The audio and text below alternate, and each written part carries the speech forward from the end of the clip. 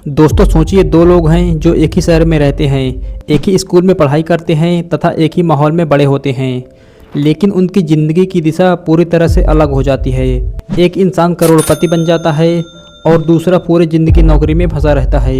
एक अपने पैसे को बढ़ाता है, एसेट्स बनाता है और दूसरों को काम देता है, जबकि दूसरा दिन रात काम करता है, सैलरी के भरोसे जीता है, कर्ज के नीचे दबा रहता है और हर महीने के अंत में ये सोचता है कि अब कैसे गुजारा होगा। अब शायद आप सोच रहे होंगे कि एक ही माहौल में रहने के बाद भी इन दोनों की लाइफ इतनी अलग कैसे हो गई। दोस्तों ये फ़र्क है सिर्फ उनकी सोच का। ऐसी सोच जो अमीर को और अमीर तथा गरीब को और गरीब बनाती है।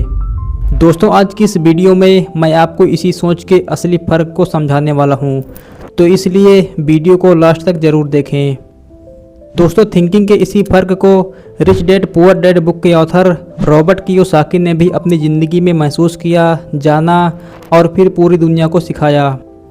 रिच डैड पुअर डैड सिर्फ एक किताब नहीं बल्कि आपकी पूरी फाइनेंशियल लाइफ का असली सच है। और आज मैं आपको इसी बुक की कुछ ऐसी बातें बताऊंगा जो आपकी पूरी थिंकिंग को बदल सकती हैं तथा आपको फाइनेंशियली ग्रो भी कर सकती हैं। दोस्तों रॉबर्ट कियोसाकी की ज़िंदगी में दो तरह की सोच थी। एक उनके पिता की जो पुअर थिंकिंग वाले थे, जिन्हें वो पुअर डैड कहते थे, और दूसरी उनके दोस्त के पिता की जो रिच थिंकिंग वाले थे, जिन्हें वो रिच डैड कहते थे। रॉबर्ट के असली पिता हाईली एजुकेटेड थे, उनके पास कई डिग्रियां थी और एक अच्छी सरकारी जॉब थी, लेकिन बैंक बैलेंस हमेशा खाली रहता था। दूसरी तरफ उनके दोस्त के पिता उतने पढ़े लिखे तो नहीं थे, लेकिन उन्होंने फाइनेंशियल एजुकेशन ली थी, बिजनेस करना सीखा था, एसेट्स बनाए थे और फाइनेंशियल फ्रीडम हासिल की थी। रॉबर्ट जब छोटे थे तब वो समझ ही नहीं पाते थे कि उनके और उनके दोस्त के पिता उन्हें अलग अलग बातें क्यों सिखाते हैं। एक कहते खूब पढ़ो, अच्छे नंबर लाओ, सरकारी जॉब करो और सेफ रहो।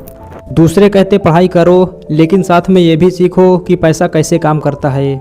एसेट्स बनाओ ताकि पैसा तुम्हारे लिए काम करे, ना कि तुम पैसों के लिए। रॉबर्ट के असली पिता यानी जो पुअर सोच वाले थे, उनका मानना था कि पैसा कमाना बहुत मुश्किल है, रिस्क लेना बेवकूफ़ी है और पैसा सिर्फ मेहनत से ही आता है। लेकिन उनके रिच डैड की सोच थी कि स्मार्ट बनो, फाइनेंशियल नॉलेज लो, पैसों को अपने लिए काम कराओ और जो रिस्क है उसे समझदारी से लो। दोस्तों इसी फ़र्क ने रॉबर्ट की लाइफ की दिशा तय की। पुअर डैड की सोच में उनका परिवार हमेशा EMI, कर्ज और सैलरी के भरोसे रहा, जबकि रिच डैड की सोच में उन्होंने बिजनेस खड़ा किया, इन्वेस्टमेंट किए और धीरे धीरे करोड़ों की वेल्थ बनाई। दोस्तों यही फ़र्क आप अपने आसपास भी देख सकते हैं। पुअर थिंकिंग वाला इंसान सोचता है कि बस नौकरी मिल जाए तो लाइफ सेट है, जबकि रिच थिंकिंग वाला इंसान सोचता है कि नौकरी तो बस शुरुआत है, लेकिन फाइनेंशियल फ्रीडम का रास्ता एसेट्स और इन्वेस्टमेंट से बनता है।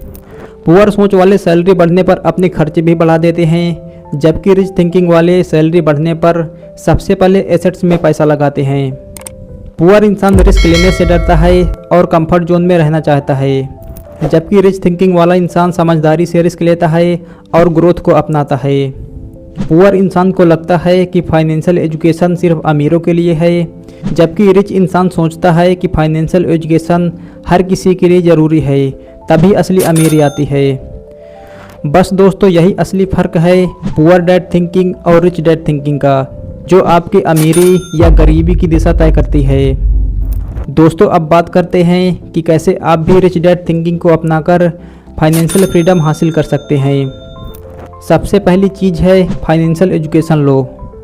आप जितना अपने करियर को सीरियसली लेते हैं, उतना ही फाइनेंशियल एजुकेशन को भी लेना होगा।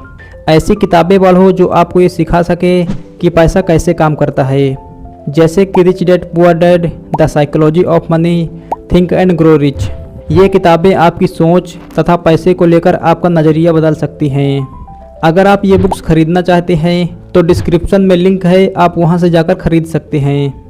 दूसरी सबसे ज़रूरी बात, एसेट्स बनाओ, यानी उन चीज़ों पर पैसा लगाओ जो आपको पैसे बना कर दे। EMI में फंसने से बचो। बड़ी गाड़ी, महंगा फ़ोन, ब्रांडेड चीज़ें, ये सब असली स्टेटस नहीं है। असली स्टेटस तो फाइनेंशियल फ्रीडम है। तीसरी बात, मल्टीपल इनकम सोर्स बनाओ। दोस्तों आज के ज़माने में सिर्फ नौकरी पर निर्भर रहना सबसे बड़ा रिस्क है। इसलिए आप नौकरी के साथ साथ कोई दूसरा इनकम सोर्स भी ज़रूर बनाओ। और आखिरी और सबसे ज़रूरी बात, माइंडसेट बदलो। जब तक आप एम्प्लॉय माइंडसेट में रहोगे तब तक सैलरी का इंतज़ार करोगे। एंटरप्रेन्योर वाली सोच अपनाओ, रिस्क को समझो, ग्रोथ को अपनाओ तथा एसेट्स खड़े करो। Elon Musk, Jeff Bezos, Mukesh Ambani तथा वारेन बफेट जैसे दुनिया के सभी अमीर लोग डिग्री के पीछे नहीं भागे, बल्कि इन सब ने पुअर मेंटालिटी को छोड़ा और रिच मेंटालिटी को अपनाया। उन्होंने पैसा कमाने के लिए एसेट्स बनाए, इन्वेस्टमेंट किए और बिजनेस खड़े किए। वहीं दूसरी तरफ आज भी करोड़ों हाईली एजुकेटेड लोग सिर्फ नौकरी, कर्ज और स्ट्रेस में फंसे हुए हैं। दोस्तों, एक बात याद रखो कि अमीरी और गरीबी आपकी जेब में नहीं बल्कि आपकी सोच में होती है। पुअर थिंकिंग आपको बस सर्वाइवल मोड में रखेगी, जबकि रिच थिंकिंग आपको सक्सेस और फाइनेंशियल फ्रीडम देगी। तो इसलिए आज से ही अपनी सोच को बदलो, फाइनेंशियल एजुकेशन लो, एसेट्स पर फोकस करो तथा मल्टीपल इनकम सोर्स बनाओ। और ये मानो कि पैसा हमारे लिए काम कर सकता है अगर हम स्मार्ट तरीके से सोचें तो। दोस्तों, आप हमें कमेंट में ज़रूर बताओ कि आप कौन सी थिंकिंग अपनाना चाहोगे, रिच डैड थिंकिंग या पुअर डैड थिंकिंग। और अगर आपको आज की ये वीडियो पसंद आई हो तो लाइक करो और अपने दोस्तों के साथ शेयर करो तथा हमारे चैनल को सब्सक्राइब करना ना भूलें, क्योंकि यहाँ आपको मिलता है सही डायरेक्शन और रियल सपोर्ट।